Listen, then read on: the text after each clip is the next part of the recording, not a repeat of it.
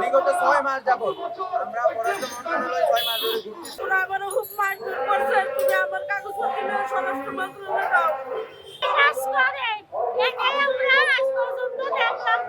বাংলাদেশের 12 জন নাগরিক প্রবাসী থাইল্যান্ড গেছে। থাইল্যান্ড থেকে ওনাদের কিডন্যাপ করে হাফালুতে নিয়ে রাখছে। বিগত 6 মাস যাবত আমরা পররাষ্ট্র মন্ত্রণালয় 6 মাস ধরে ঘুরতেছি, আমাদের কোনো কাজ হচ্ছে না। এজন্য আমরা এখানে শান্তিপূর্ণ মানববন্ধন আর মিয়ানমার ওইখান থেকে যে প্রথম যে 13 জন লোক ছিল ওইখান থেকে একজন লোক বাংলাদেশের পালাই আসছে। আমার নদী পার হয়ে উনি পালাই আসছে বাংলাদেশে। এটা নিয়ে ইন্টারন্যাশনাল নিউজ হয়েছে, জাপান থাইল্যান্ড ওনারা ওনাকে নিয়ে নিউজ করছে। কারণ যে চাইনিজ মাফিয়াদের কাছে ওনারা আটক রয়েছে, চাইনিজ মাফিয়ারা ওনাদের সাইবার অপরাধ করাচ্ছে, বিভিন্ন ধরনের টার্গেট দিচ্ছে। টার্গেটে পূরণ না হলে ওনাদের মারধর করতেছে, ইলেকট্রিক শর্ট দিতেছে, 18 ঘন্টা ডিউটি। তারা আমাদের সাথে যোগাযোগ করে এতটুকু বলতেছে যে যদি আমরা মুসলমান না হতাম আর আত্মহত্যা মহাপাপ না হতো, সবাই আত্মহত্যা করে মারা যেত, কারণ এত পরিমাণ ওনাদের টর্চার করতেছে। আমার ছেলে দুবাই ছিল, দুবাই থেকে তারপরে একজন লোক বাংলাদেশে ইস্তিফার আলম বলি, উনি বলছে যে তুমি থাইল্যান্ড চলে আসো, আইলে আমি ভালো বেতনের কাজ দিব। ওখানে নিয়ে আমার ছেলেরা চলাইছে বার্মা। ওখানে বেশি বেচার পরে তারপরে এখানে নিয়ে আসারা 25 দিনটার মধ্যে কোনো উদ্দেশ্য পাইনি আমার ছেলে আছে না নাই। তারপরে 25 দিন পরে একটা মোবাইলে ফোন দিছে, যে বলছে মা আমি থাইল্যান্ডে আসার কথা, আমার ওরা বার্মা নিয়েছে, ওরা আমার খুব মারধর করছে, তুমি আমার কাগজপত্র নিয়ে স্বরাষ্ট্র মন্ত্রণালয়ে দাও। তখন থেকে আমি স্বরাষ্ট্র মন্ত্রণালয়ে 6 মাস ধরে এখানে আসতেছি, মাসে 2বার 3বার 4বার করে আই। এরা আমার কোনো সহযোগিতা করে না।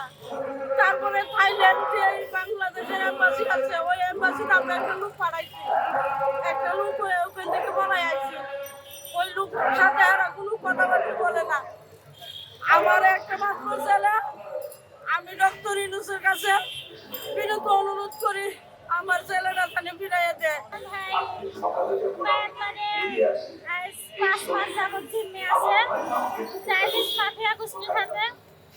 তো আমার ভাই জিম্মি থাকার পরে আমার 27 দিন পরে আমাকে টেলিগ্রামের মাধ্যমে SMS করে যে আপু আমি এখানে খুব বিপদে আছি, তোমরা যত দ্রুত পারো আমার হচ্ছে এখান থেকে উদ্ধার করো।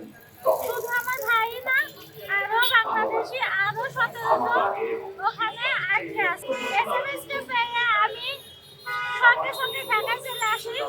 ঢাকায় এসে মায়ানমার এম্বাসিতে যাই। প্রথমে উনি আমাদের পররাষ্ট্র মন্ত্রণালয় কথা বলে, তারপরে আমি আবারও ওখানে থাইল্যান্ডের এম্বাসিতে যাই। ওনারাও আমাদের সাথে একই পরামর্শ দেন। আমি পররাষ্ট্র মন্ত্রণালয়ে আসি, আসার পর লুকমান স্যারের কাছে আমি একটা দরখাস্ত দিই। আমার ভাইয়ের উদ্ধারের বাবদে আমি একটা দরখাস্ত দিই। দরখাস্ত দেওয়ার পরে আমি 15 দিন পরে আবার পররাষ্ট্র মন্ত্রণালয়ে আসি, আপডেট জানাবো। লুকমান স্যার আমাকে বলেন যে চিন্তা করো না, আমরা কাজ চালাচ্ছি। আমরা 5 মাস ধরে হেনস্থার শিকার হচ্ছি। এত বারবার পররাষ্ট্র মন্ত্রণালয়ে আসি, আমার